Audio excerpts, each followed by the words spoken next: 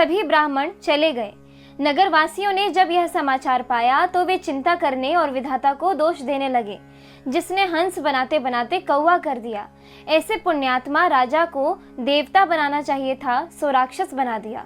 पुरोहित को उसके घर पहुंचाकर असुर कालकेतु ने कपटी तपस्वी को खबर दी। उस दुष्ट ने जहां तहां पत्र भेजे, जिससे सब वैरी राजा सेना सजा सजाकर चढ़ दौड़े और उन्होंने डंका बजाकर नगर को घेर लिया। नित्य प्रति अनेक प्रकार से लड़ाई होने लगी। प्रताप भानु के सब योद्धा शूरवीरों की करनी करके रण में जूझ मरे। राजा भी भाई सहित खेत रहा। सत्य केतु के कुल में कोई नहीं बचा। ब्राह्मणों का शाप झूठा कैसे हो सकता था।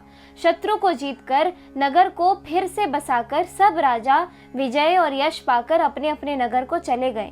याज्ञवल्क्य जी कहते हैं, हे भरद्वाज सुनो, विधाता जब जिसके विपरीत होते हैं तब उसके लिए धूल सुमेरु पर्वत के समान भारी और कुचल डालने वाली, पिता यम के समान काल रूप और 80 सांप के समान काट खाने वाली हो जाती है। हे मुनि सुनो, समय पाकर वही राजा परिवार सहित रावण नाम का राक्षस हुआ। उसके 10 सिर और 20 भुजाएं थीं और वह बड़ा ही प्रचंड शूरवीर था। अरिमर्दन नाम का जो राजा का छोटा भाई था, वह बल का धाम कुंभकर्ण हुआ। उसका जो मंत्री था, उसका नाम धर्मरुचि था। वह रावण का सौतेला छोटा भाई हुआ।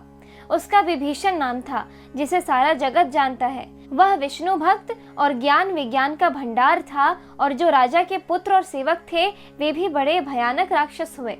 वे सब अनेकों जाति के मनमाना रूप धारण करने वाले दुष्ट, कुटिल, भयंकर, विवेक रहित, निर्दयी, हिंसक, पापी और संसार भर को दुख देने वाले हुए। उनका वर्णन नहीं हो सकता। यद्यपि वे पुलस्त्य ऋषि के पवित्र, निर्मल और अनुपम कुल में उत्पन्न हुए, तथापि ब्राह्मणों के शाप के कारण वे सब पापरूप हुए। इस एपिसोड में इतना ही। आगे की कथा सुनने के लिए कृपया मेरे YouTube चैनल से जुड़े रहें। धन्यवाद।